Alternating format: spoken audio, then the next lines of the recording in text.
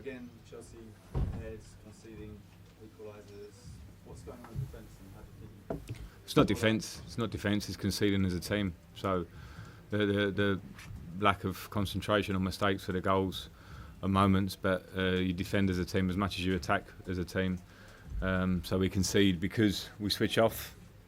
And in a game which should be comfortably seen out at 2-0 up, and that's not to disrespect Sheffield United, that 2-0 is not the end of the story. And I was clear with the players at half time that this can either be 3-0, okay, then this could be nice, or potential 2-2 on our hands. So the disappointing fact is probably the first goal as much as anything, because that allowed it, but we only have ourselves to look at as a group, not individually. Frank, the substitution, the double late substitution at the time, it looked bold, it looked, Billy Gilmour coming on, the fans were loving it. Tomorrow, the statistics, it's going to look, you'll get some sort of blame for that maybe that wasn't the right move to make. It wasn't bold because it was 1-for-1 in both positions. So Covers was on his haunches and was blatantly tired. Billy Gilmour was a midfield player I've got on the bench, and Michy was to try and bring some energy to Tammy, who had been our best player clearly in the game. So other people can make what they want of that, but it wasn't I wouldn't be clever at 2-1 trying to actually see the game out. Just on that, Frank, not trying to labour the point, but on that, you do seem short in midfield. Is this because you've got such faith in Billy to come through and contend with the first team?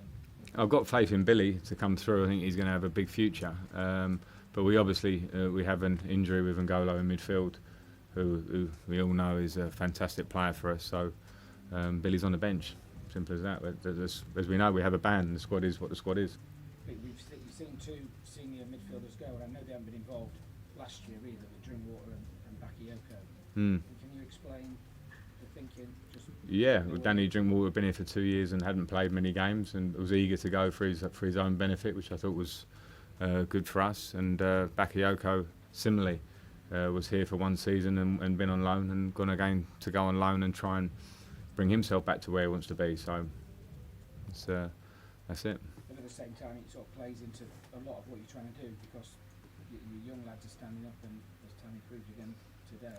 Yeah, I mean, if you want to talk midfield players, we've got Jorginho, we've got Kovacic, we've got Kante, we've got Mount, we've got Ross Barkley, we've got Reece James coming back from injury who can play in midfield, and Andreas Christensen who can play in midfield. So I have to make decisions on the squad as a whole, and that's my job. Frank, it's depressing to bring it up again, but once again, the black player who's made a mistake, but on social media there's a load of racist commenting. What's your reaction to that? What do you think needs to be done? It's just ridiculous to see it once again. Yeah, I'm probably going over the ground I went round with Tammy even before.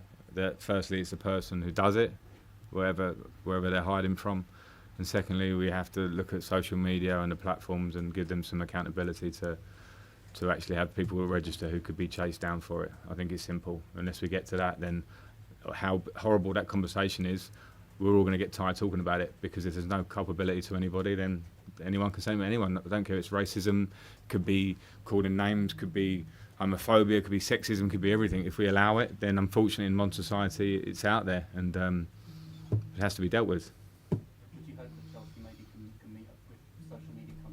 I think they had I think we have plans to do that. So everyone knows, in the way I speak and the way the club act consistently, where we want to go with it, and it's particularly not particularly if it's our player, any player. So we're clear about that.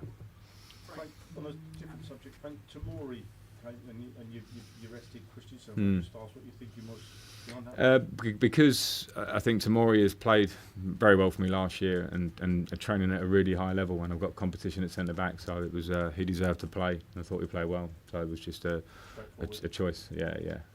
Liam? Are you worried about still searching for the right defensive combination, like switching the centre backs around? No, I wouldn't say I'm worried about it. It's I'm trying to work all over the team to get the right combination. Rudiger now is fit after the international break, so it gives me another choice. I said it before. You can isolate goals and talk about centre backs or whoever. It's not. It's team. When we score goals, it's because sometimes of a centre back moving the ball quickly on the opposite side of that. So I'm not relating the centre back issue. I'm confident and trust completely the 4 centre backs that I have.